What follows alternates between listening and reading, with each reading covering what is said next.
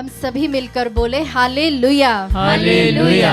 जो इस वक्त बैठे हैं वे बोले हालेलुया। हालेलुया। जो खड़े हैं वे बोले हालेलुया। हालेलुया। जो घुटनों पर हैं वे बोले हालेलुया। हालेलुया। जो हाथों को फैलाए हैं वे बोले हालेलुया। हालेलुया। जो आनंदित है, खुश है, वे बोले हालेलुया। हालेलुया। जो दुखी है, बोझिल है, वे भी बोले हालेलुया। हालेलुया। जो इस वक्त कई प्रकार की परेशानियों में है वे सभी बोले हालेलुया। हालेलुया। जिसे किसी बात की चिंता नहीं है वे बोले हालेलुया। हालेलुया। हालेलुया। हालेलुया। हालेलुया। हालेलुया। क्रिस्त में मेरे प्यारे भक्तों, हम एक वर्ड बार बार सुनते हैं, अपनी प्रार्थनाओं में भी हम उसे कई बार बोलते हैं, वो है समर्पण। ये क्या चीज होती है समर्पण?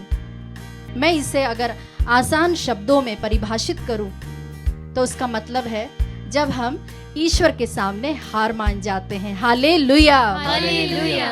जब हम सब तरफ से हार मान जाते हैं और प्रभु के पास जाते हैं तो उसे कहते हैं समर्पण।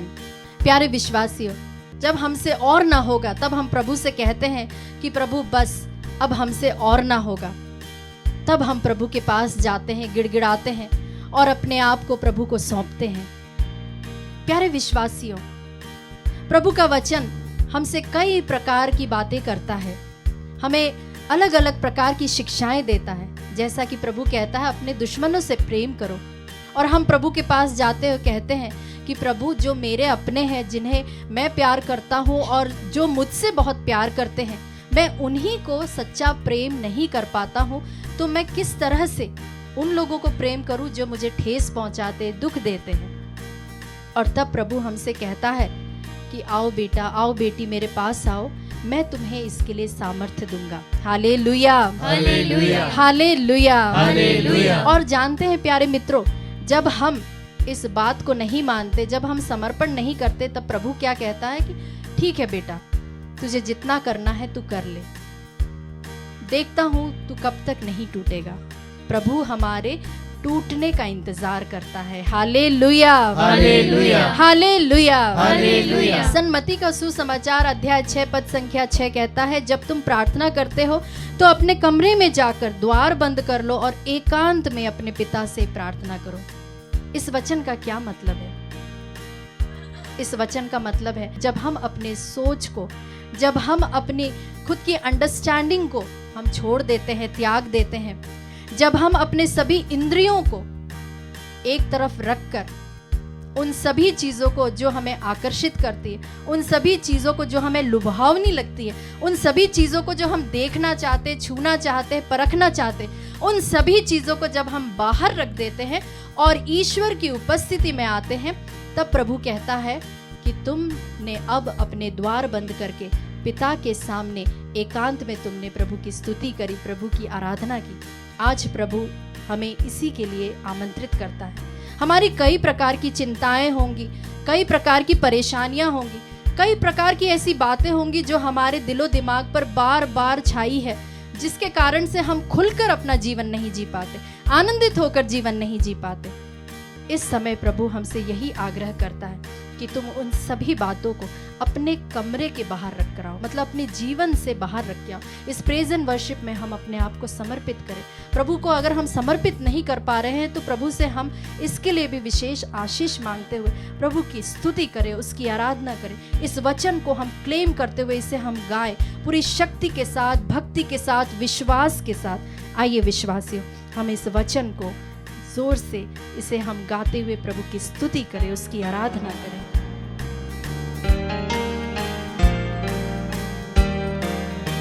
आनंदित होते हुए तुम प्रार्थना विश्वास के साथ करते हो तो अपने कमरे में जाकर द्वार बंद कर लो। हम इसे फिर से गाए।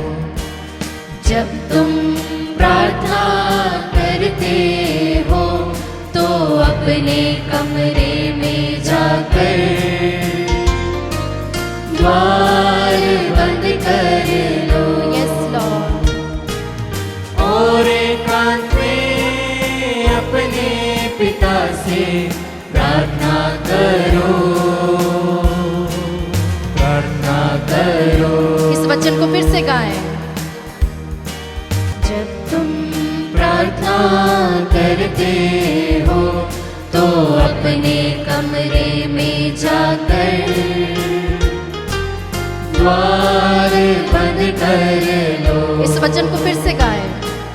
जब तुम प्रार्थना करते हो तो अपने कमरे में जाकर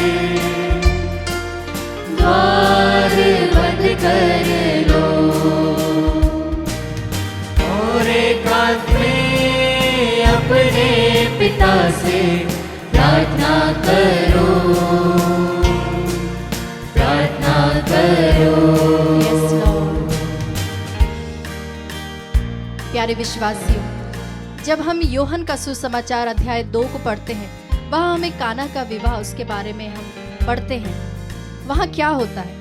जो दूसरी बार दाखरस बनती है उसमें प्रभु अंगूरों का इस्तेमाल नहीं करता। Hallelujah, hallelujah. ये अंगूरी किस चीज का प्रतीक है? ये हमारे ह्यूमन एफर्ट्स का प्रतीक है। जी हाँ विश्वासियों, जो हमारी कोशिशें रहती हैं, जो हम अपनी तरफ से कई प्रकार की प्रार्थनाएं करते हैं, हमारी अपनी मांगे होती है, अपनी डिमांड्स होती है, वो सभी होती है। हमारी अपनी सोच होती है जिसे हम सोचते हैं कि हम दूसरों से बेहतर सोचते हैं। लेकिन प्रभु हमसे कहता है कि मैंने तुम्हारे लिए ऑलरेडी एक निर्धारित योजना बनाई है और उस योजना के अनुरूप मैंने एक उज्जवल भविष्य की कल्पना की है। और क्या होता है कि हम अपनी सोच, अपने खुद के अंगूरी उसमें डाल देते हैं, जिसके कारण से हम प्रभु की योजना को पूरी नहीं होने देते। हम में से ऐसे कई लोग होंगे जो कई सालों से किसी चीज के लिए लगातार मांग रहे हैं, पूछ रहे हैं, और वो चीज अभी तक पूरी नहीं हुई। क्यों नहीं हुई? क्योंकि हम उसमें अपने एफर्ट्स डाल रहे हैं। प्रभु हमसे इस वक्त किस चीज के लिए बुलाता है? वो बुलाता है ये सभी चिंताओं को एक तरफ रख दो और अपने कमरे में आकर बस प्रार्थना करो, मेरी ओर देखो, मेरी ओर निहारो, और उन योजनाओं को मैं तुम्हें बताऊंगा। आइए हम इस वचन को फिर से गाएं, प्रभु पर विश्वास करते हुए।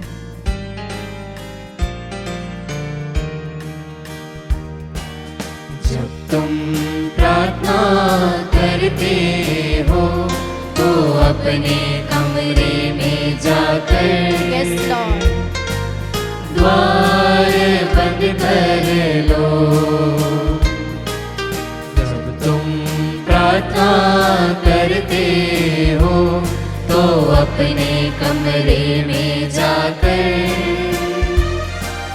द्वार बंद कर लो और एकांत में अपने पिता से प्रार्थना करो। हाँ प्रभु जी, हम तुझसे प्रार्थना करते हैं, प्रार्थना करो। Yes, Lord। मैं आपको दूसरे व्यक्ति से मिलाना चाहती हूँ, वो है पेतरुस।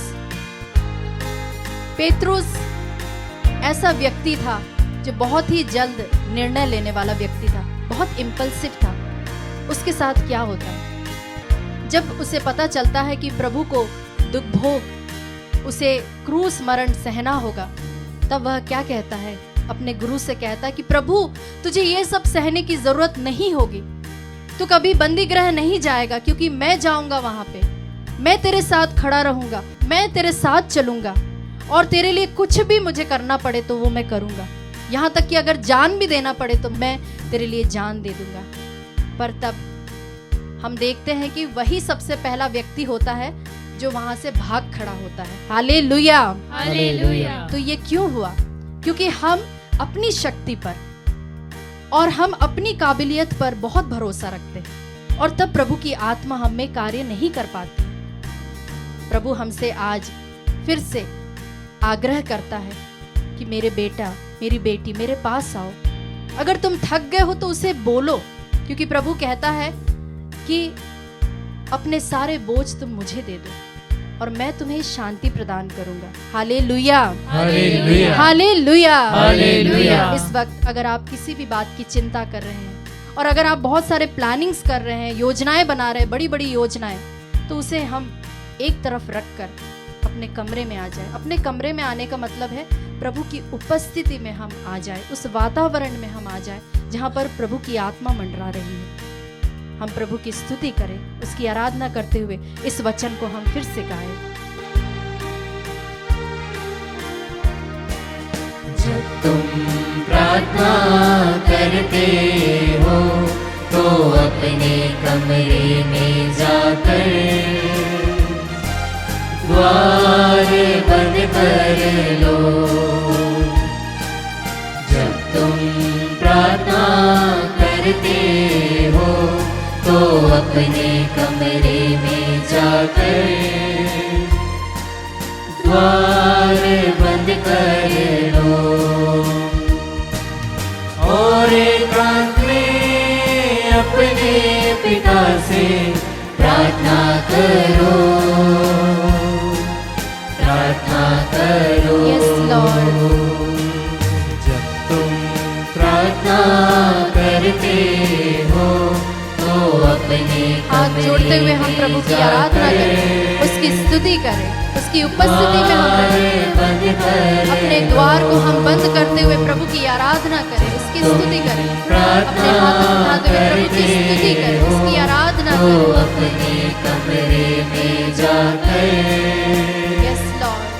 द्वार बंद कर। ताली बजाते हुए प्रभु की स्तुति करें, उसकी आराधना। हालेलुया, हालेलुया, हालेलुया। यीशु, यीशु, स्तुति। अपने हाथ को उठाते हुए और अपने एक हाथ को सीने में लगाते हुए प्रभु की इस वक्त हम स्तुति करें, उसकी आराधना करें।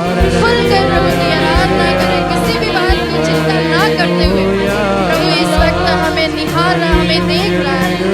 वह इस पल के लिए रुका हुआ कि कब हम अपने आप को हम समर्पण करेंगे। प्रभु उस पल के लिए रुका हुआ और वह कह रहा है कि कब तुम मेरे पास आओगे, कब तुम अपनी सोच बूझ को एक तरफ रखोगे। वह इसके लिए इंतजार कर रहा है। प्रभु हमारे लिए इंतजार करता है। हर वक्त हर पल स्तुति करे, उसकी आराधना करे। प्रभु की महिमा, उसकी स्तुति होने पाए, उसकी आराधना होने पाए। पूरी महिमा हम प्रभु को देने पाए, अपने आप को हम पूर्ण रूप से समर्पित करने पाए। अपने शरीर को, अपनी आत्मा को, अपनी सोच को, अपनी समझ को, सब कुछ को प्रभु को समर्पित करें। हालेलुया, हालेलुया, यीशु, यीशु, यीशु। हालेलुया, हालेलुया, हालेलुया, यीशु, यीशु। आराधना, आराधना, आराधना, आराधना। हालेलुया, हालेलुया, हालेलुया, हालेलुया, हालेलुया, हालेलुया, हालेलुया। हम इसे गाएं। प्रार्थना करते हो तो अपने कमरे में जाकर द्वार बंद कर लो। फिर से गाएं। जब तुम प्रार्थना करते हो तो अपने कमरे में जाकर